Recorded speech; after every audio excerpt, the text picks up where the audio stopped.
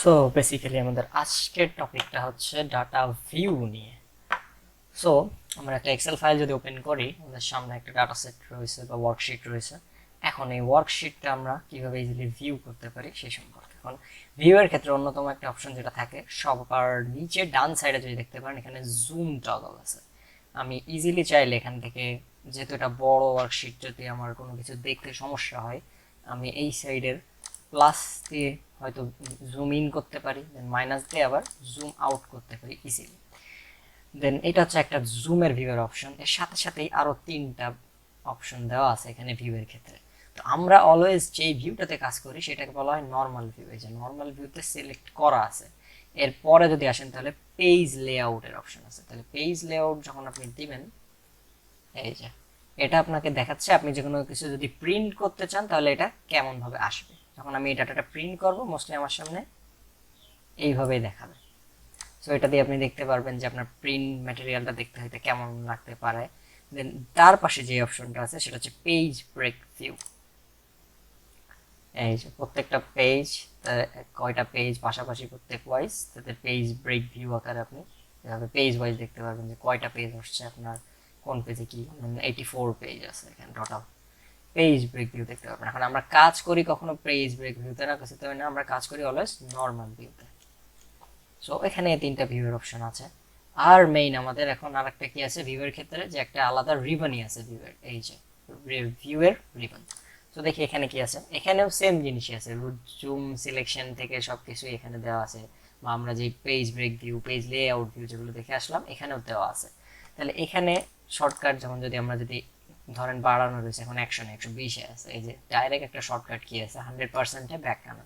যদি এটা প্রেস করি তাহলে 100%-এ ডিরেক্ট ব্যাক চলে আসলো। সো এভাবে আমরা এটাকে ব্রেক করতে পারি। দেন আরেকটা এখানে কিছু কাজের জিনিস আছে, যেমন এই যে স্প্লিট। স্প্লিট শব্দের অর্থ কি ভাগ করে ফেলা। তাহলে ধরেন এই যে ওয়ার্কশিটের যে টেবিলটা আছে এখানে আমরা কোনো কিছু ভাগ করতে চাচ্ছি, যেমন কি এই ধরেন আমরা এখান থেকে এই সিডনি সিলেক্ট করে স্প্লিটে করলাম। তাহলে কি হলো, এইটার আশপাশ থেকে টোটালি 4টে অংশে ভাগ করে দিল আমাদের। উপরে একটা অংশে ভাগ, নিচে একটা অংশে ভাগ, এভাবে 4টা ডাটাতে ভাগ হয়ে গেল। তাহলে ধরেন আমরা উপরের টুকু রাখতে চাই না, তাহলে কি করব, আমরা এখানে এসে ডাবল ক্লিক করবো। দেন তাহলে উপরের ভাগের অংশটা চলে গেল কিন্তু নিচের অংশটা আছে। তাহলে এখন স্প্লিট হইলে আমার ইজিলি ধরেন এই অংশের সাথে আমি নিচের কোনো ডাটা দেখতে চাই, তখন কি হয়েছে, যেহেতু স্প্লিট করা আমি নিচের অংশ কিন্তু আরো নিচে যাইতে পারতেছি, কিন্তু উপরেরটা ফিক্সড আছে ওখানে। এভাবে ডাটা ভাগ করে নিতে পারেন, অথবা আপনি এই ওয়াইজ ভাগ করে নিয়ে এই সাইডে যাইতে পারেন। সো যখন আমি ক্লোজ করতে চাইলে কি করবো, এটাতে আবার ডাবল ক্লিক করলে আমার স্প্লিটের নর্মাল পজিশনে চলে আসবে। সো এটা হচ্ছে স্প্লিটের বিষয়টা।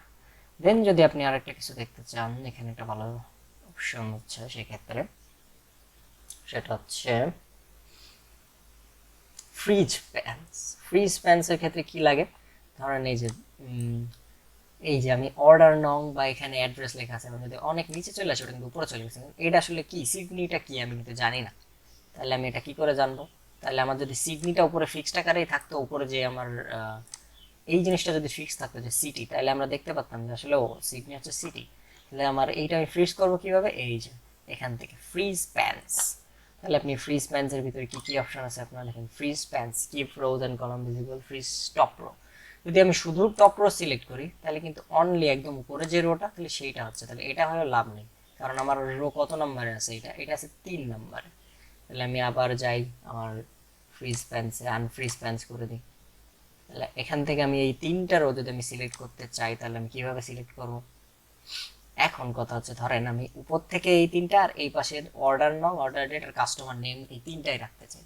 তাহলে এক্ষেত্রে আমি কি করব, তাহলে কি হচ্ছে আমার উপরের থেকে এই 3টা রো এই বরাবর আর এখান থেকে এই 3টা কলাম হইলে এর কন্ট্যাক্ট পয়েন্টটা কোথায়, এটা এই পর্যন্ত, এটা এই পর্যন্ত, কন্ট্যাক্ট পয়েন্টটা একদম এইখানে। তাহলে এই দুইটার যে কন্ট্যাক্ট অ্যাঙ্গেল পয়েন্ট এইখানে যে ডাটাটা আমি সেইটা সিলেক্ট করব। যেহেতু আমি এই পাশ থেকে 1 2 3 আর উপর থেকে 1 2 3 রাখছি, এদের কন্ট্যাক্ট পয়েন্ট দেখলে এখানে এই ডাটাটা সিলেক্ট করার পরে আমি ফ্রিজ প্যান্সে যে এটাকে ফ্রিজ প্যান করে দেব। তাহলে এখন দেখেন এই যে আমার উপর থেকে 3টা কলাম কিন্তু ফিক্স হয়ে গেছে, এই 3টা আমার ঠেকে যাচ্ছে, কিন্তু এই নিচের গুলো আসতেছে। তাহলে এগুলো কোন দিকের ক্ষেত্রে, এগুলো এই সাইডের দিকের ক্ষেত্রে দেখেন, এই পাশের কিন্তু এই যে এই 3টা কিন্তু সরতেছে না, আমি যত এই সাইডে যাই না কেন আমার ওইটা ফিক্সড পোর্শনেই আছে। দেন আমার এই যে উপরের এই 3টাও নড়তেছে না, এটাও ফিক্সড হয়ে গেছে। এইভাবে আমি ফ্রি স্প্যান্সের মাধ্যমে আমি উপরের হেডিং থেকে নিচের ডাটাগুলো দেখতে পারবো।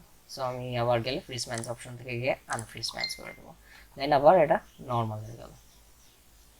এখন আরেকটা ইম্পর্টেন্ট জিনিস, যেমন ধরেন একটা একটা ওয়ার্কবুক, আমি যদি আরো কিছু ওয়ার্কবুক ওপেন করতাম তাহলে কি হইতো, ধরেন আমার ইন্টার ডাটা এটা অন আছে, দুইটা এক্সেল শিট আমার অন আছে, তাহলে ধরেন আমি একটা এক্সেল শিটে গেলাম, কারণ আমি হুট করে আমার ওইটাও দেখা লাগবে, সেক্ষেত্রে আমি কি করব, এইখানে এই যে সুইচ অপশন আছে, সুইচ উইন্ডোজ, আমি এইটাই আছি, যদি ওইটা যাইতে চাই ইজিলি, দেন আবার এখান থেকেও যদি আপনি সেম ভাবে ওইটাই যাইতে চান সুইচ উইন্ডোজ, আবার ওইটা ব্যাক চলে আসলাম। ইজিলি আমরা এভাবে ভিউ এর কাজগুলো করতে পারি। সো বেসিক্যালি এগুলোই ছিল এক্সেলের ভিউ রিলেটেড অপশনগুলো।